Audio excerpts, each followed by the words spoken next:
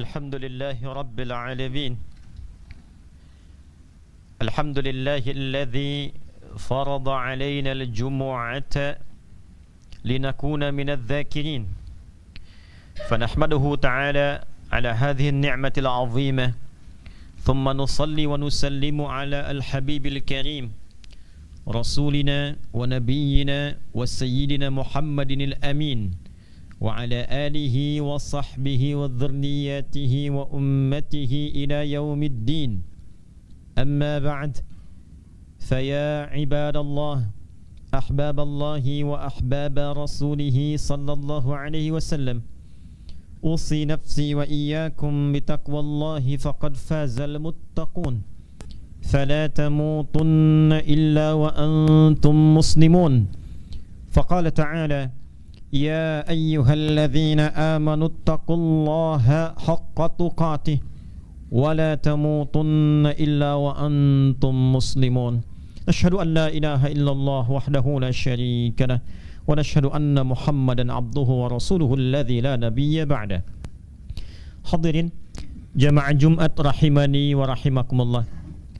Mengawali khutbah ini, khatib ingin mengajak kita semua tanpa kecuali untuk meningkatkan syukur pujian kita kepada Allah Subhanahu wa taala. Alhamdulillah, kita masih diberikan kenikmatan dan kesempatan serta kemampuan untuk menunaikan ibadah Jumat berjamaah di tanggal 15 bulan Al-Muharram 1447 Hijrah, bertepatan dengan 11 Juli 2025 Masehi. Semoga Jumat kita kali ini diridhai dan diberkahi oleh Allah Subhanahu wa taala. Hadirin, di antara fitrah yang Allah lekatkan pada setiap hamba ketika tercipta adalah fitrah kebertuhanan, yang diantaranya ditunjukkan dengan kebutuhan makhluk terhadap Khalik. Ekspresi akan kebutuhan ini ditampilkanlah dalam apa yang sering kita sebut dengan doa. Maka doa di dalam Islam bukan sekedar gambaran akan ekspresi permohonan, ungkapan kebutuhan dari sosok yang rendah kepada yang tinggi, tapi sekaligus mengkonfirmasi keberhambaan kita dan kebertuhanan kita kepada Allah Subhanahu wa taala. Ketika seseorang berdoa, ini menunjukkan dia adalah makhluk. Ketika seseorang berdoa, ini menegaskan bahwa dia punya kebutuhan. Dia makhluk, butuh kepada Khaliq. Untuk itulah doa digolongkan oleh Al-Quran kepada bagian ibadah, yang sekaligus menunjukkan kebertuhanan dan keberimanan kita kepada Allah Subhanahu wa taala. Berfirman Allah menegaskan tentang makna ini di dalam surah Ghafir, surah ke-40 di ayat ke-60. Allah Subhanahu wa taala berfirman, ba'da a'udzubillahi minasyaitonir rajim, bismillahirrahmanirrahim. Wa qala rabbukum ud'uni astajib lakum innal ladzina yastakbiruna an ibadati sayadkhuluna jahannama dakhirin. Dan Rabbmu sekalian berfirman, menegaskan, menyampaikan, ud'uni, berdoalah kepadaku, ekspresikan kebutuhanmu, sampaikan keperluanmu, dan bentuknya spesifik. Ini menunjuk pada bentuk personal Allah Subhanahu wa ta'ala, untuk menunjukkan bahwa doa yang spesifik itu, doa yang peluang terbesarnya terkabul itu, doa yang sejatinya harus ditujukan itu adalah doa yang sesungguhnya perlu kita sampaikan pada objek yang satu, yaitu yang dipertuhankan, Allah Subhanahu wa ta'ala. Astajib lakum, ketika doa ini disertai dengan keyakinan dengan bertuhan, disertai dengan rasa beriman, maka Allah menyampaikan konsekuensi janjinya. Setiap doa itu pasti aku akan kabulkan, pasti aku akan kabulkan. Statement yang tegas, singkat, padat, dan jelas. Statement Rabbani.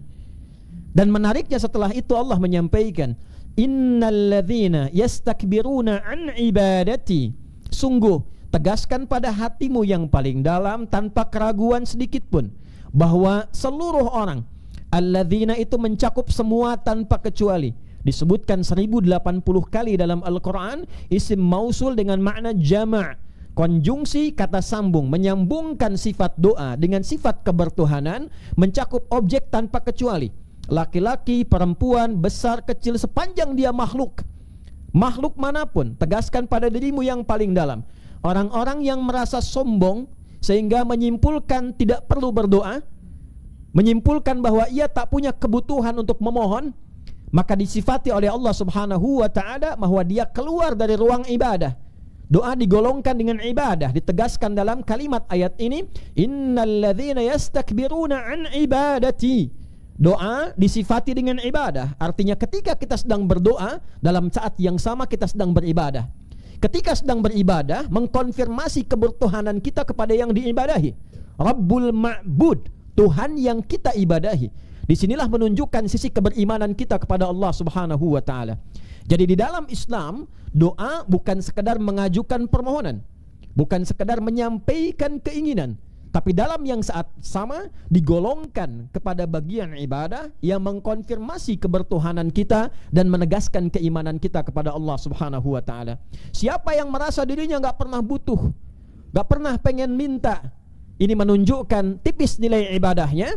Di saat yang sama keluar dari ruang-ruang kemakhlukannya, seakan-akan menegaskan kebertuhanannya itu keluar dan mengatakan bahwa dalam bahasa yang lain, saya punya derajat yang sama dengan Tuhan. Saya tidak perlu minta, saya tidak perlu bermohon.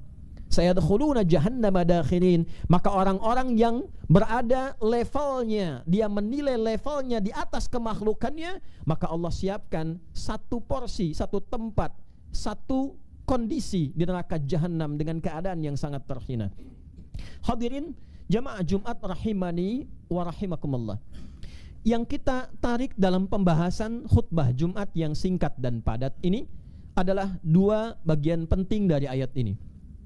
Yang pertama, sebaik apapun kondisi yang kita rasakan, sehebat apapun capaian yang bisa kita raih, status apapun yang melekat pada diri kita, pada akhirnya sepanjang kita makhluk tidak akan pernah terlepas dari sifat karakteristik kemakhlukan kita, yaitu kita pasti butuh bermohon.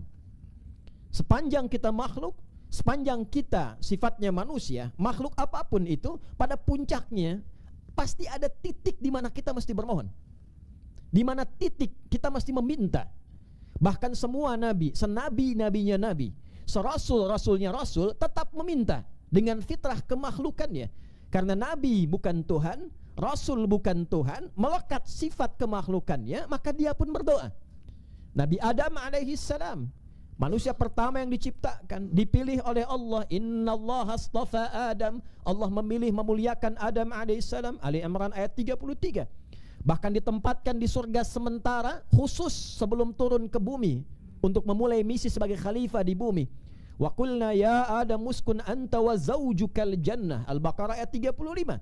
Tapi tidak melekatkan status terpilih dan keistimewaan itu untuk berlepas dari doa. Beliau tetap berdoa dan doanya diabadikan, viral saat ini dan sering kita bacakan. Rabbana zalamna anfusana wa illam taghfir lana wa tarhamna lanakunanna minal khasirin.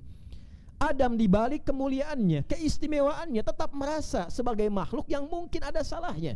Lalu mencontohkan kepada kita bagaimana beliau berdoa dengan khusyuknya, dan di sampingnya ada nenek moyang kita Sayyidah Hawa alaihissalam, dan keduanya bermohon.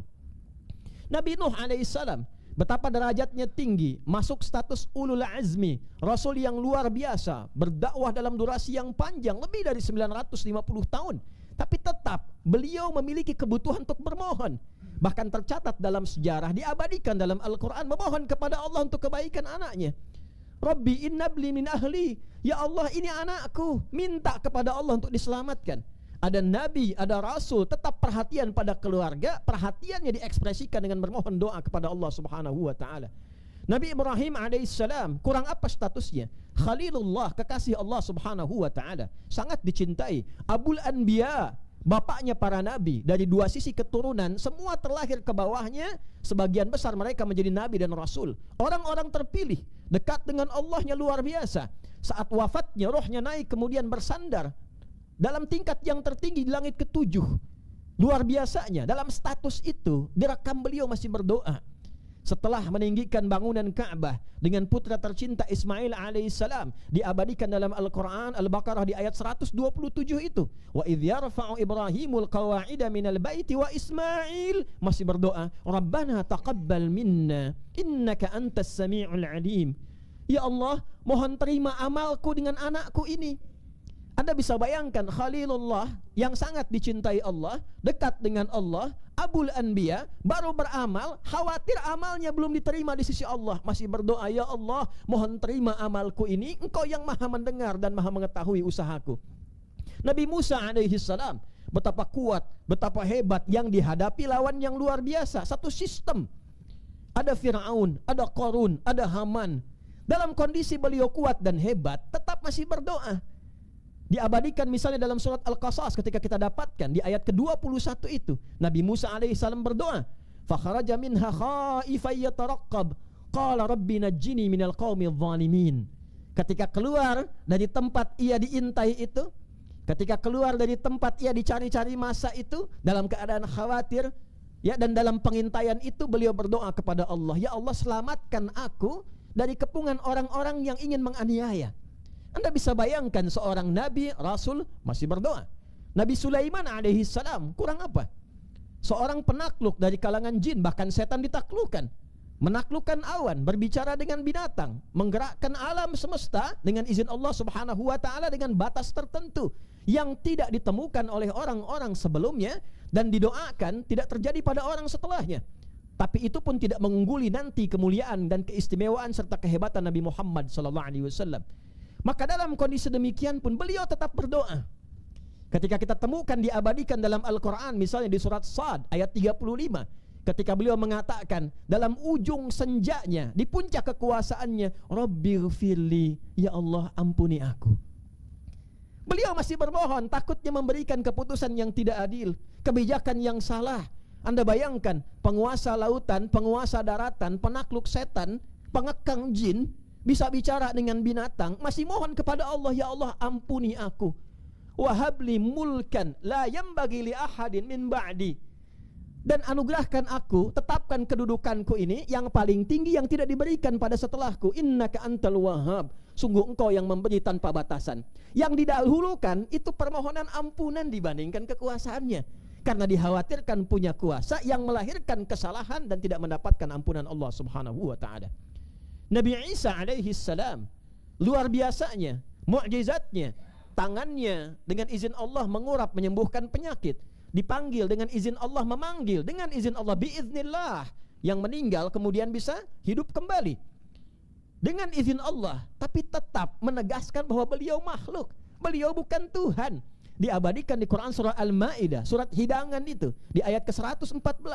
Allahumma rabbana anzil alaina ma'idatan minas sama' takunu lana 'idan li awwalina wa akhirina wa ayatan mink.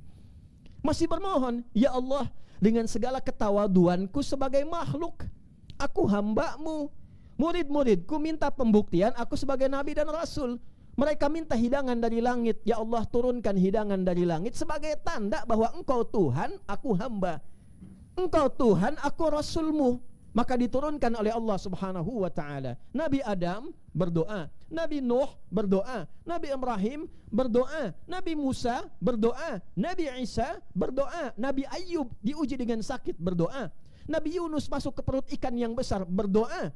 Nabi Muhammad sallallahu alaihi wasallam mengakumulasi seluruh doa yang disampaikan para nabi, ditunjukkan dalam kehidupan, dipraktekkan dalam kehidupan kita selama 24 jam, sehingga Anda tidak akan pernah menemukan umat di muka bumi yang setiap aktivitasnya beriringan dengan doa kecuali umatnya Nabi Muhammad sallallahu alaihi wasallam.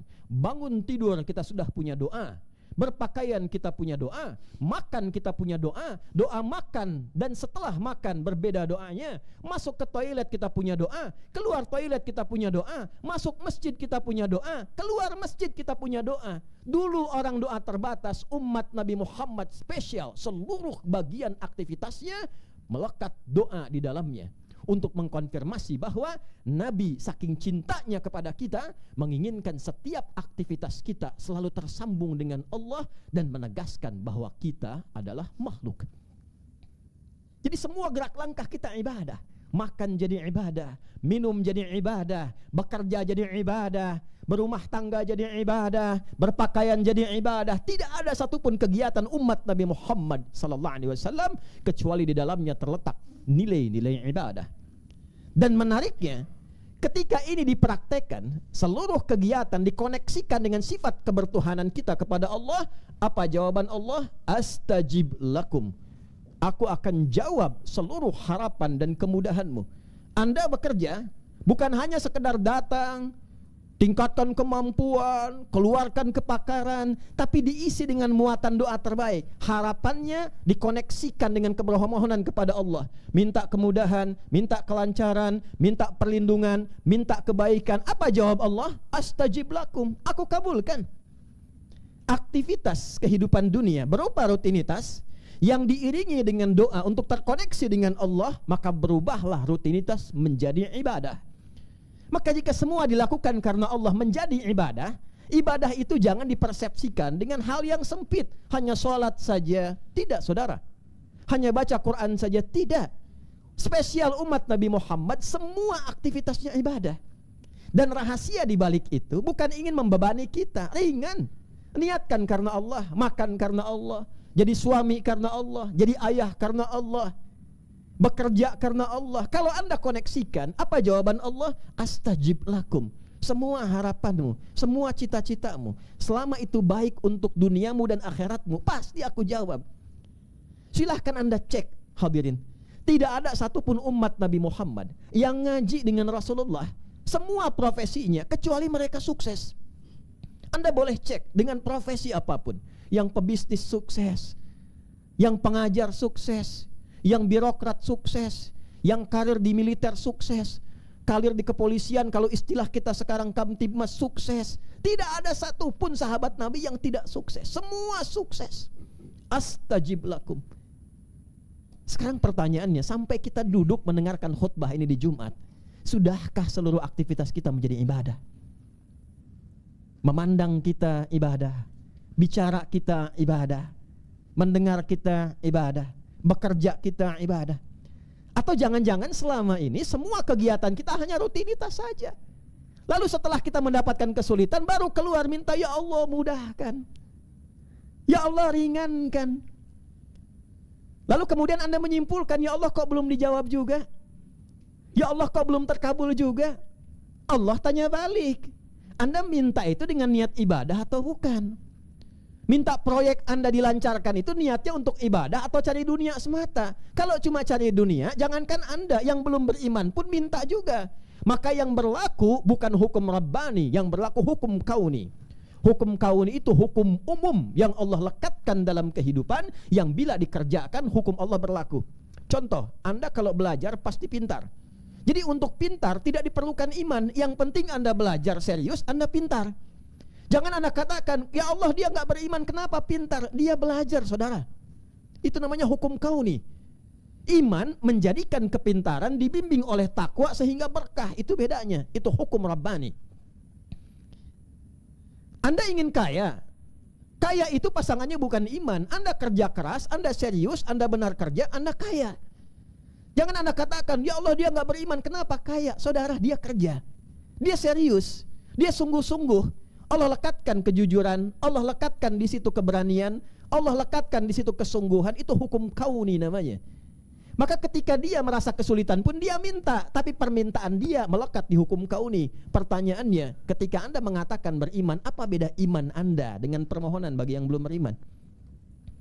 Karena itu yang pertama Nabi ajarkan kepada kita, sehingga nanti capaiannya akan melampaui orang-orang yang bahkan hadir di kehidupan tapi dia belum beriman. Anda silahkan cek, bagi Anda para pebisnis, silahkan Anda cek, keluarkan valuasi para sahabat yang berbisnis di masa Nabi, dan cek asetnya berapa dinilai bila sekarang. Itu terjadi.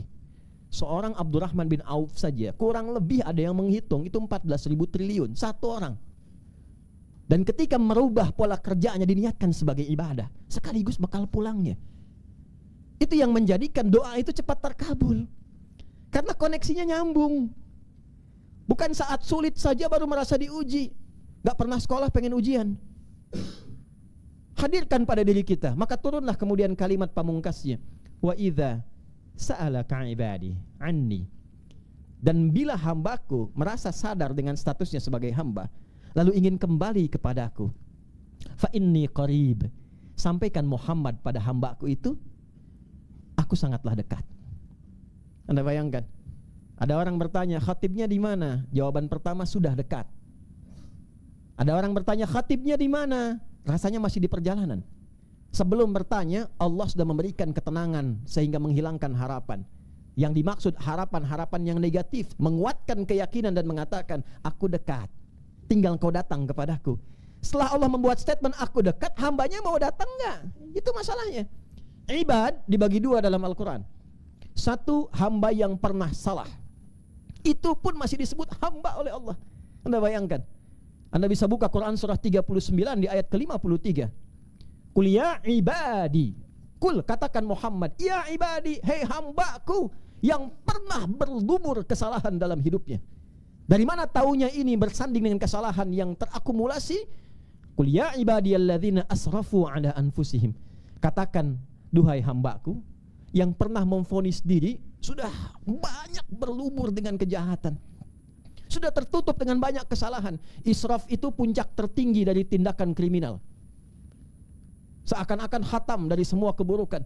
Pernah mabuk, pernah zina, pernah X, pernah Z, tapi dia mau kembali. Apa jawab Allah? Laisa kamitslihi syai. Anda seorang ayah, ada anak, buruknya luar biasa, membuka aib keluarga, bikin onar sana sini, tiba-tiba dia pengen pulang ke rumah. Apa Anda katakan, silahkan pulang nak, Bapak maafkan? Atau Anda katakan, masih berani pulang kamu? Allah laisa kamitslihi syai, karena Tuhan bukan makhluk. Allah mengatakan dengan sifat Rahman dan Rahimnya, la taqnatu min rahmatillah. Hambaku, engkau jangan menyimpulkan putus asa dari rahmatku, cepat balik sini. Innallaha yaghfiru dzunuba jami'a. Kalau engkau sadar pengen berubah, seluas apa engkau simpulkan dosamu kepadaku, aku ampuni seluruhnya sebelum engkau menyadarinya. Jami'a, semuanya. Jadi yang salah Allah berikan solusi sehingga menjadi baik. Ibad yang kedua, ibad yang memang kebiasaannya sudah soleh, bekerjanya baik, kata-katanya baik, itu pun tetap pasti punya kebutuhan. Jangan disimpulkan kalau sudah soleh itu nggak berdoa. Tidak, pasti Anda berdoa, minimal untuk akhirat Anda, kubur Anda, kenyamanan Anda. Maka Allah berikan rumus cepat sekaligus menutup khutbah singkat di kali ini. Ujibu da'watad da'i idza da'an. Kalau engkau sudah menyimpulkan ingin terkoneksi denganku, dulu engkau salah, sekarang engkau jadi soleh dengan taubat. Engkau sekarang merasa soleh, jangan jumawa, tetap engkau sebagai seorang hamba. Datang padaku, aku tahu engkau pasti punya permintaan, aku akan kabulkan sepanjang kau meminta dengan cara yang benar. Hadirin, pertanyaannya sebagai jawaban terakhir dari pertemuan Jumat kita, mengapa selama ini kita ingin kembali pada Allah tapi merasa jawaban doa kita itu belum terkabul dengan baik, belum cepat terkabul? Perhatikan jawaban Allah. Falyastajibuli wal yu'minu bi. Kalau doamu ingin cepat terkabul, maka ingat dua rumus ini. Falyastajibuli, cepat pula engkau respon seruanku. Hukum berlaku sama secara logika. Anda meminta kepada Allah, Anda kan menyeru Allah, ya Allah, kabulkan, saya ingin begini. Anda ingin cepat dikabulkan, ditanya balik oleh Allah, ketika aku seru kamu, engkau cepat tidak merespon seruanku. Jangan tidak adil. Allah meminta kita, kita lambat-lambat. Begitu kita minta, pengen dipercepat. Allah minta tunaikan Jumat, Allah minta tunaikan sholat, Allah minta Anda baca Al-Quran. Berapa yang sudah banyak kita seru dalam kehidupan? Dipanggil, dilambat-lambat. Diseru, kita datang dengan seadanya. Lalu ketika kita punya kebutuhan, kita menuntut, ya Allah, kurang apa lagi aku minta kepadamu. Ditanya balik oleh Allah, itu pun dengan bahasa sayang. Hambaku, waktu aku seru kamu kemana? Sekarang kamu pengen minta, pengen cepat dikabul.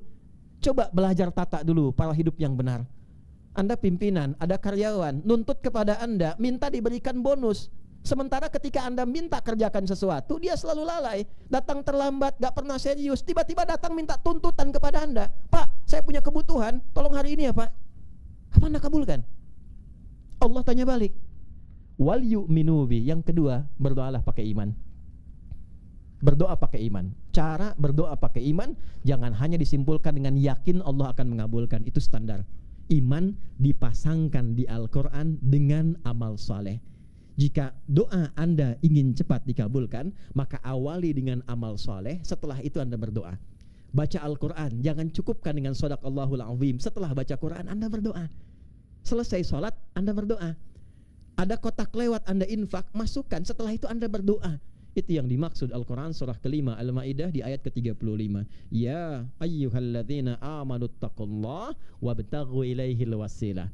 Hei orang-orang beriman, tingkatkan takwamu kepada Allah. Meningkatkan takwa itu dengan amal saleh. Dan carilah dengan takwa berupa amal saleh itu sebagai perangkat untuk mengabulkan harapan dan doa-doamu.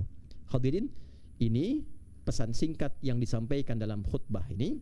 Kesimpulannya, jangan biarkan ada waktu berlalu dalam aktivitas kita kecuali terkoneksi pula dengan Allah sebagai bagian ibadah kita untuk menjamin kehidupan dan kebahagiaan dunia akhirat.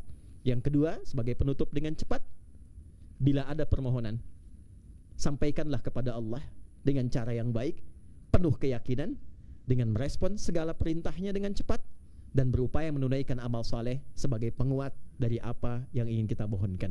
Barakallahu li wa lakum fil Qur'anil azim wa nafa'ani wa iyyakum bima fihi minal ayati wa dzikril hakim wa taqabbala minni wa minkum tilawatahu innahu huwas samiul alim. Ud'ullaha yastajib lana wa lakum jami'an.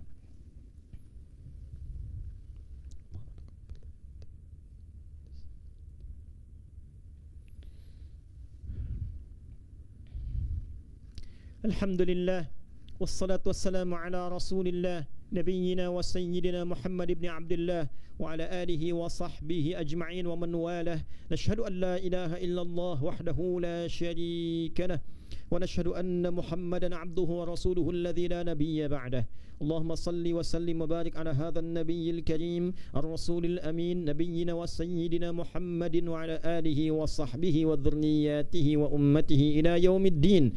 Amma ba'du, fa ya ibadallah, أحباب الله وأحباب رسوله صلى الله عليه وسلم، أوصي نفسي وإياكم بتقوى الله فقد فاز المتقون، فلا تموتن إلا وأنتم مسلمون. فقال تعالى: يا أيها الذين آمنوا اتقوا الله حق تقاته ولا تموتن إلا وأنتم مسلمون. وقال تعالى: إن الله وملائكته يصلون على النبي يا أيها الذين آمنوا صلوا عليه وسلموا تسليما.